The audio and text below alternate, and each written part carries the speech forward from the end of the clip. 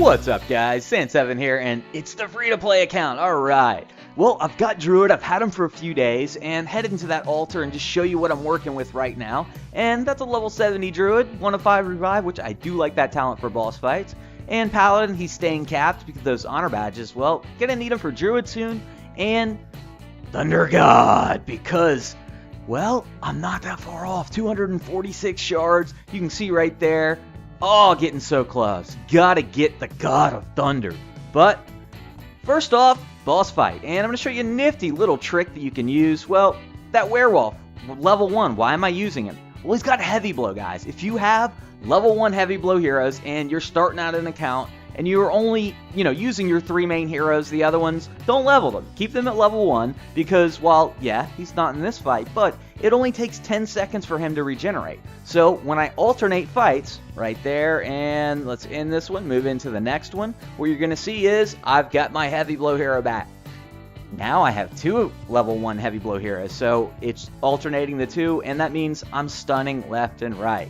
And that allows me to do a lot more damage than I would normally, and it's what's going to be able to put me into a higher place getting more honor badges. And the next thing I want to mention is, guys, the guild, Street Fighter, Red Dragon, he has decided to turn it into a main guild and lead it. He's the one that started with Niggy and Friends leading, and guys, highly suggest joining. You'll be hearing a lot more about it on this free-to-play series because it is the guild that Lucky 7's in. But that little tactic right there, that is what got me second place and 5,000 honor badges. Whee! All right, base building 101. What do you do? How do you build it? Got just a couple little basic ideas that you need to follow that will save you the trouble of having to test over and over. First, get your center. You can see my center is only going to be 4 towers because my town hall is level 13. Next, each space is 1 wall length, and you need at least 4 spaces between the tower and the edge of your walls. Otherwise, ranged heroes hit your towers. So that's why I always start off, I go ahead and drag my 4 spaces out, and from there, I build my frame.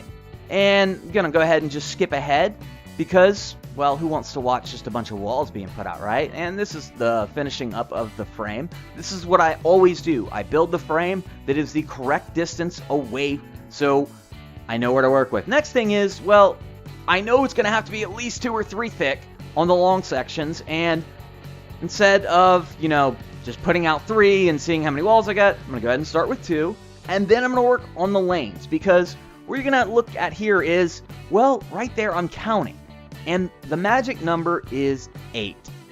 And, well, that's 9, so I'm going to have to put 1. Now, there's another magic number. If you do a zigzag pattern with extra walls, which you'll see in a bit, the magic number is 7. Because if I added a wall right down, you'll see right here, come on.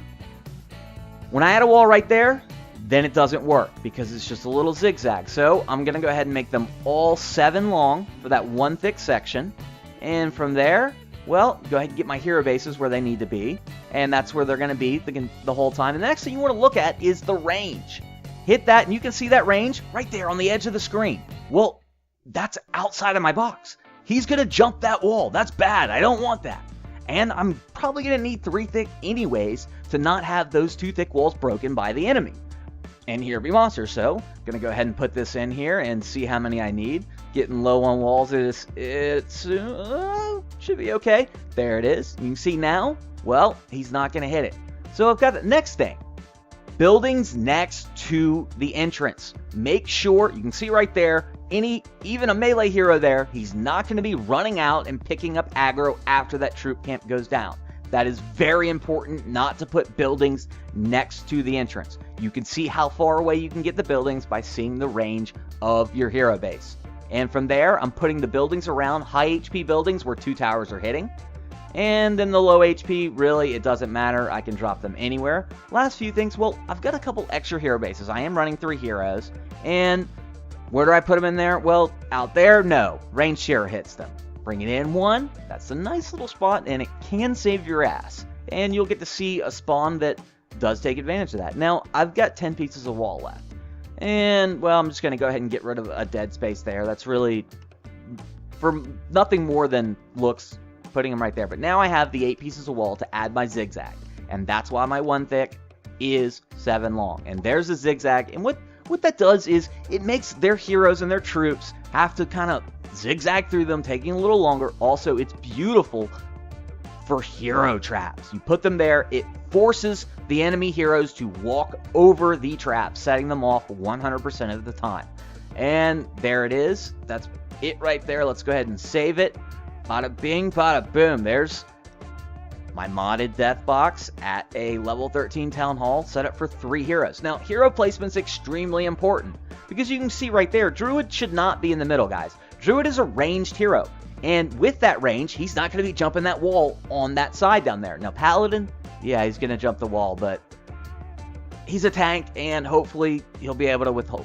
Hopefully it'll work out, because one of the things is, after you build a base, you've obviously got to test it, and I'm just going to show you my first run against C. And guys, use the hero traps. It's something you haven't seen in my videos mostly, but use them. They work. They really do. They are huge.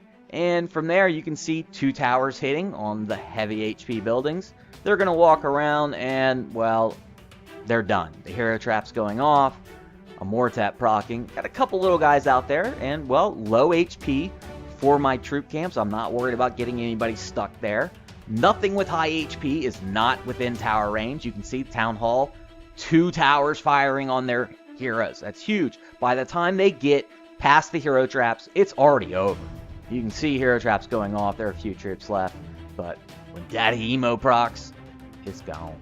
And, well, now we got a spawn on the left, which they're going after that tower. They got to walk all the way through the zigzag to get to it. Okay, and on C4, well, I'm going to get the worst possible spawn I could get. This can give me vulnerability on C5, where they're going to take that tower down. It's been hit 3 times already. So on C5, a spawner there, that's trouble. But it's only a 10-15 degree spawn point that just screws me. And, of course, I didn't get it. So here we go. Now, pretty much full health tower versus the Dino. And come on, Emo. Oh, man. Oh, man. Druid, get a heal. Get a heal. Yeah, baby. Druid heals. No heroes lost. Decent XP. 20 shards a pop. That's going to help me. Let's try D. Now, I added the troops. I got my hero traps in there. I'm not ready for D yet. I'm going to need a 4th hero. I'm going to need Thunder God. But since I'm able to farm C, that's an extra 40 shards a day. That's huge. And hero traps going off. And this was kind of an unfortunate spawn on D because, well, it splits the heroes. And I'm losing all my hero traps on D1, which is kind of unfortunate. But, well, like I said, I'm not ready for D anyways. And I don't think even with good spawns, I'm going to be able to take care of D5 and the Dino. Moving on just to D4 right here. And you can see, well, we got the flying troops coming in there. But when Mino procs, it's all good. Those heroes, oh, Druid almost dying, but he's aight, he's aight. All right, D5. And, okay, this is what I'm talking about. That hero base, that's what's saving my ass. Otherwise, they go right at Druid or Mortap. But they're going to go to that hero base. Well, it's still lower level, but any little advantage can help. And unfortunately, I can't handle that Dino right now. Not yet, but only a few more days to Thunder God, and we'll see what I can do. All right, guys, Sand7 out.